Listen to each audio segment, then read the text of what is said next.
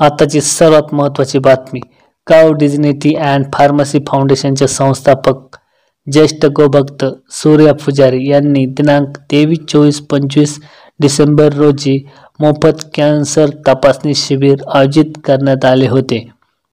तसेच सामाजिक, शैक्षणिक, कृषी आणि पत्रकारितेमध्ये उल्लेखनीय कार्य करणाऱ्या मान्यवरांचे पुरस्कार सन्मान सोहळा आयोजित करण्यात आला होता.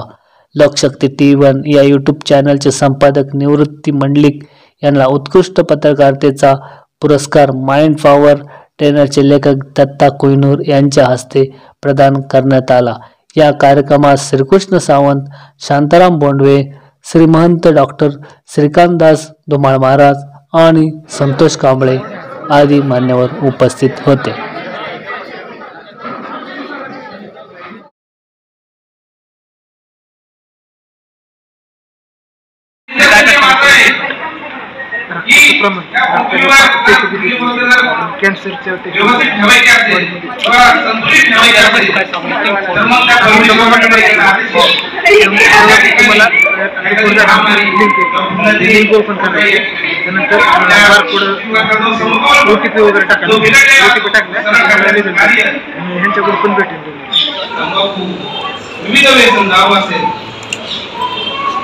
भरपूर व्यसन झाले.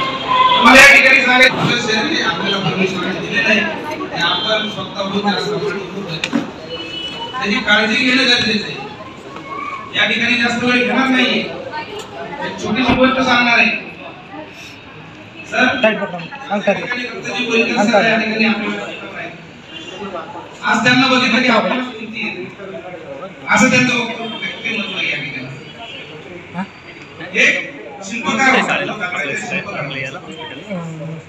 आश्चर्य होतो. हसतो देवाकडे बघून, अरे म्हणतो तुझ्याकडनं मी काय मागतो.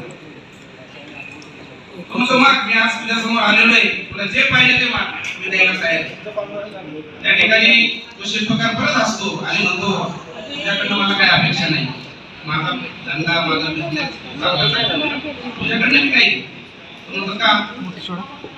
त्या ठिकाणी खूप चांगलं उत्तर देतो तो शिल्पकार. त्या ठिकाणी तो म्हणतो का तुला नको काय, तरी तपश्चर्या करतात. मी आज तुला प्रश्न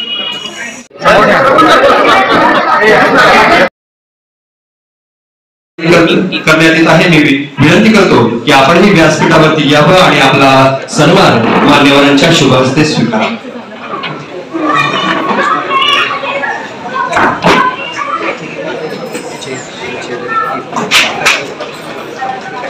कर्करोग जे पसरते आहे त्याच्यावरती मी एकटा काही जास्त करू नाही शकत. माझी प्रवासाची वेळ आता संपत आलेली आहे. तर याच्यामध्ये जे तरुण लोक आहेत यांनी स्वतःला सांभाळण्याकरता स्वतः ह्या कार्यक्रमात आणि ह्या कार्यक्रमाची मोहीम जी आम्ही चालवली आहे त्याला मनापासून पुढे घेतली तर त्यांची येणारी जी पिढी आहे त्यांना काहीतरी राहत भेटेल. आणि आता मी तो जे फिल्म बघितलं जे मुंदडा साहेब बोलले आणि जे डॉक्टर आहेत ते मोठे डॉक्टर आहेत. एखादा लहान मुलगा, आम्ही नितात सिगरेट कधी, मला तर दुसऱ्याचा दूध पण सहन न हो, पण एखादा लहान मुलगा जन्माला येतो आणि दिवसाचे 25 सिगरेट ओढतो, म्हणजे विचार करा त्याच्यावरती काय परिस्थिती होणार 25 वर्षानंतर. तर व्यासपीठावरती बसलेले यांना पण माझी विनंती आहे, ते बऱ्यापैकी मोठं कार्य करू शकतात. जेव्हा हे 10, 12, 15 वर्षानंतर ही पिढा जेव्हा येईल तेव्हा करोना जी आली ते तुम्हाला एक लहानसं काहीतरी समस्या वाटेल की करोना काहीच नव्हतं, असं ते कॅन्सर असणार. बस माझी विनंती आहे सर्वांनी सहभागी व्हा. आणि मी जास्त बोलून काय फायदा नाही, कारण की मी तत्काळमध्ये जगणारा माणूस आहे.